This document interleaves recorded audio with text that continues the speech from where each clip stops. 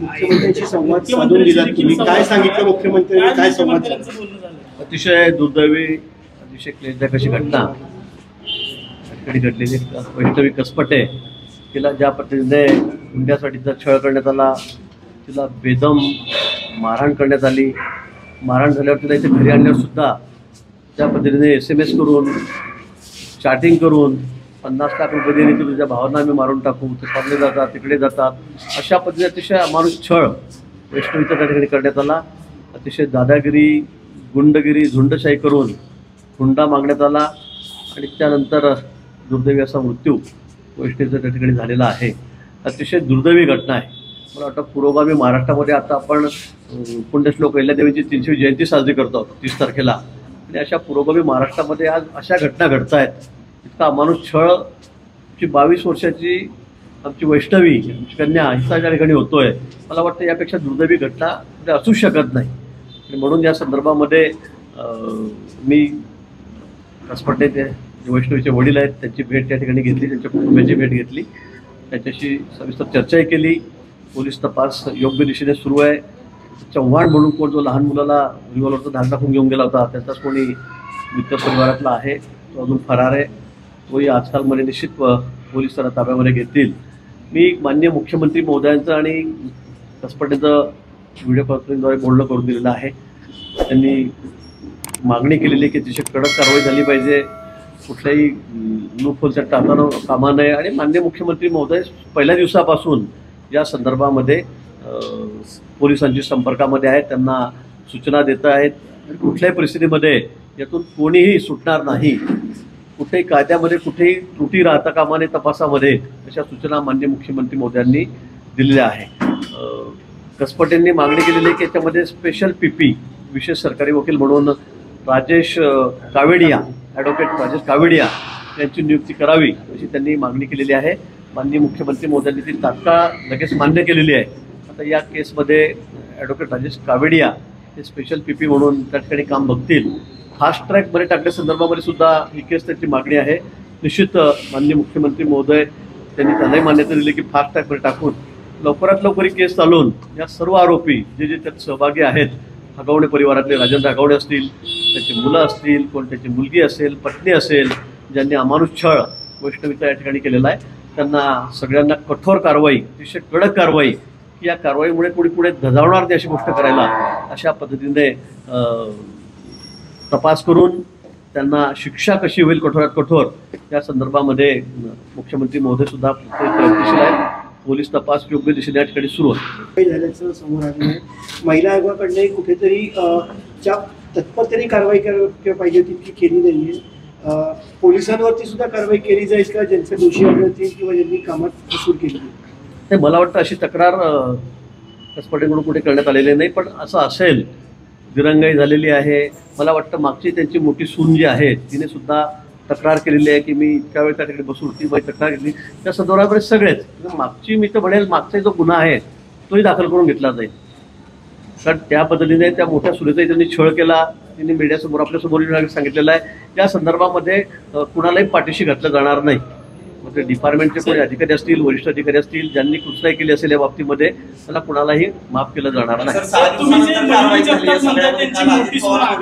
तिने 240 दिवसांपेक्षा अगोदर तक्रार केली होती, त्याचं चार्जशीट देखील पोलिसांनी अजून दाखल केलेलं नाही. मला या संदर्भात सांगता येणार नाही कधी दाखल झाली काय, पण मी सांगेल की त्याचा सर्व या घटनेचा पूर्व काय जो असेल आधीचाही तपास त्या ठिकाणी केला जाईल.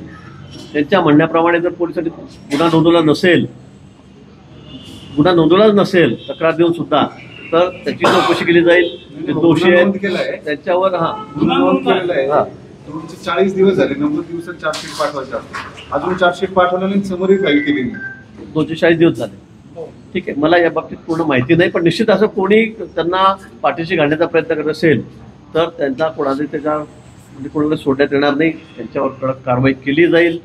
आणि या संदर्भामध्ये मला वाटतं की मागचे सगळे गुन्हे मला पोलिसांनी किंवा इथे संबंधित कार्यकर्त्यांनी सांगितलं की आता यावेळेलाच नाही, अशा अनेक वेळेला राजेंद्र हगवणे आहेत, त्यांचा मुलगा आहे, त्यांना वॉर्निंग देण्यात आली होती, त्यांच्या आपसामध्ये वादविवाद मिटवण्यात आले होते. पण त्याचा हा धंदा दिसतो. म्हणजे ही विकृती आहे, ही त्यांची विकृती आहे. लग्न करायचं मुलीच्या आईवडिलांचा त्या ठिकाणी हुंड्यासाठी ते मुलीचा छळ करायचा, त्यांच्या मुलीच्या आईवडिलांकडे हुंड्याची मागणी करायची, पैशांची मागणी करायची, 2 कोटी रुपये कसपटेंना सुद्धा मागण्यात आलेले वैष्णवीकडे. म्हणजे ही त्याची विकृती आहे. आणि या बाबतीमध्ये मलाच त्या ठिकाणी कार्यकर्त्यांनी सांगितलं, त्याच्या नातेवाईकांनी सांगितलं की अनेक वेळा पोलिसांनी सुद्धा समज दिलेली होती, तिथे सुद्धा कॉम्प्रोमाइज करायचं की तुम्ही असं करू नका. पण त्यानंतर सुद्धा त्यांनी सगळं आपलं जे क्रौर्य काम जे होतं ते कुठे सोडलेलं नाही. आणि आज बिचारी वैष्णवी नाहक या गोष्टीची बळी ठरलेली आहे. मी पुन्हा आपल्याला सांगेल की आता यापुढे सगळा जो तपास चाललेला आहे हा योग्य दिशेने चाललेला आहे. माननीय मुख्यमंत्री मोदी असतील, आमचे दोन्ही उपमुख्यमंत्री आहेत, दादासुद्धा त्या ठिकाणी येऊन गेलेत, सर्वजण त्या ठिकाणी लक्ष ठेवून आहेत. राजकीय पक्षाचा कोणी पदाधिकारी असेल काय असेल कोणीही त्याला पाठीशी घालणार नाही. आणि अशा विषयामध्ये कोणी किती मोठा माणूस असला, कुठल्याही पक्षाचा पदाधिकारी असला तर त्याला पाठीशी घातलं जाणार नाही. एका बाजूला लाडकी बहिणीसाठी योजना आत्महत्या होतात, हत्या होत आहे.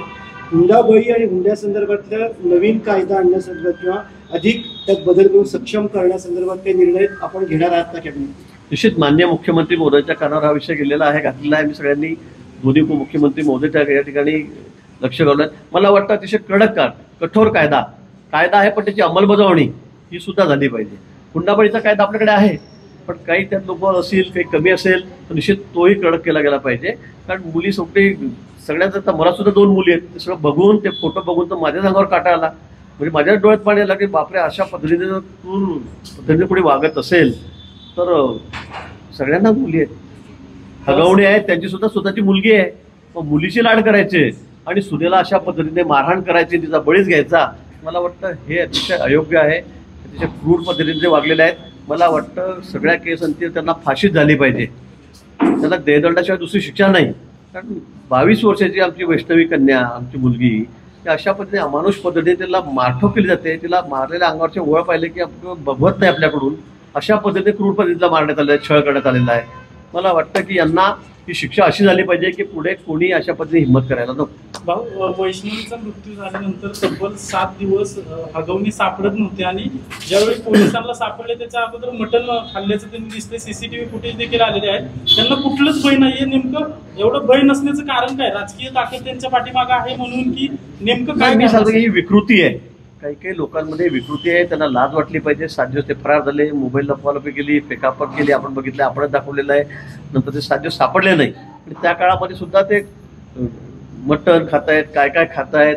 आणि ज्याच्यापेक्षा वर कहर की त्यांना जेव्हा कोर्टात दिलं तेव्हा आपणच मीडियाने विचारलं की तुम्हाला काही पश्चाताप आहे का, की तुम्हाला काही त्या गोष्टीबद्दल काही आहे का, तुम्हाला थोडीफार लाज शरम, तर त्याने नाही म्हणून मान हलवली. म्हणजे यापेक्षा मला वाटतं काय बोलावं या माणसाबद्दल.